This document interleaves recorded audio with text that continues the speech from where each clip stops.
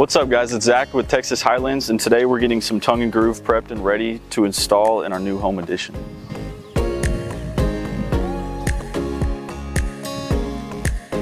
Okay, so to get this tongue groove started, we're basically going to get an orbital sander because it comes in a little bit rough to us. We just want to hit it a couple times until it feels like smoother and it can accept the stain a little bit better. So we're going to put 150 grit on it.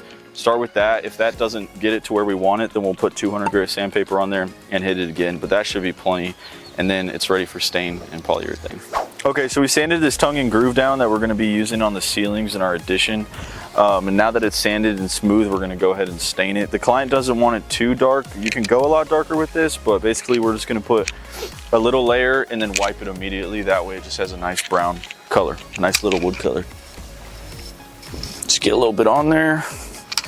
And then I just kind of swipe it around, just kind of random. You set the brush down, you just start wiping. And my rag is a little dry right now, but once it starts to get wet, you'll have more coverage when you're just wiping. I might have to go back and put a little bit more on my brush. But yeah, it starts to give it that really nice light brown wood color. So yeah, that's how that goes.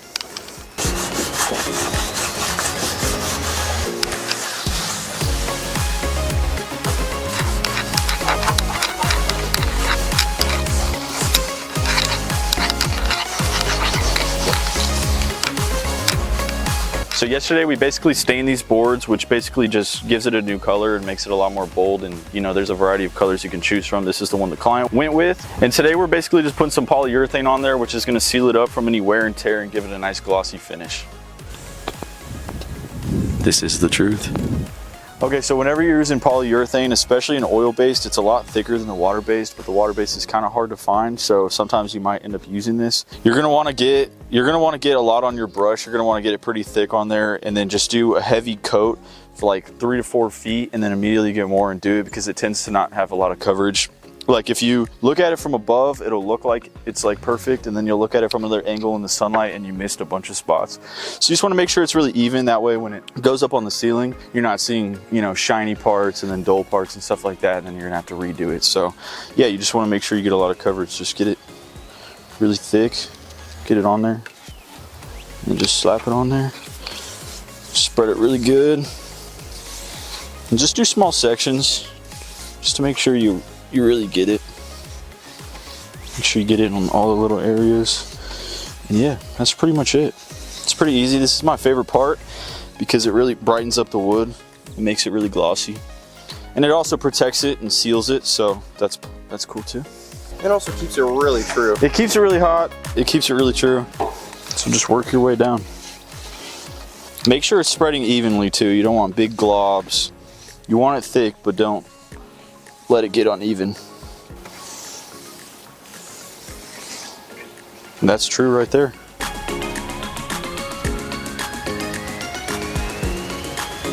Hey guys, it's Zach with Texas Highlands Construction, and I'm going to be showing you guys how to do a tongue and groove ceiling like a pro.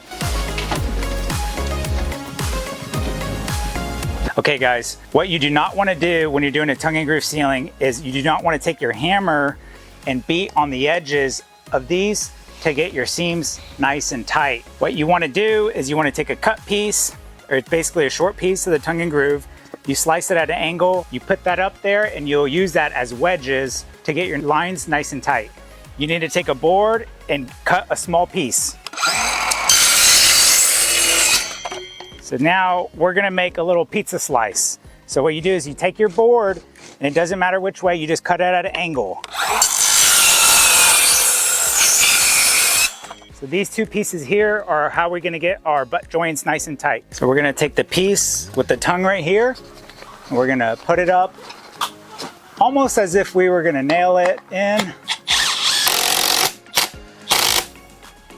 we're gonna screw it up in there. Now we take our offset piece,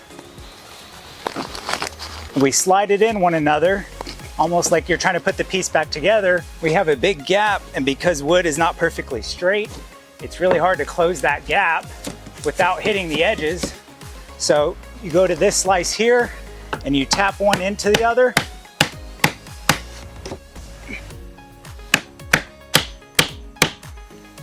and that gap is closed. So now that that gap is closed with the wedge, we'll take our nail gun. We'll just shoot a few nails in there to hold it. We'll take our wedge out. And you just rinse and repeat.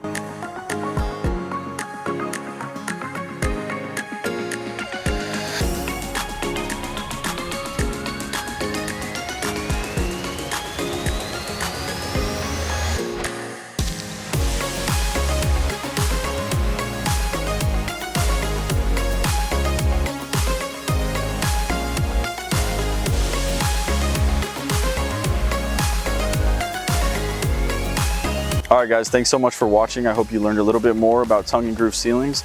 If you have any questions, comment them down below and be on the lookout for more construction and remodel videos in the future. Thanks for watching. Hot.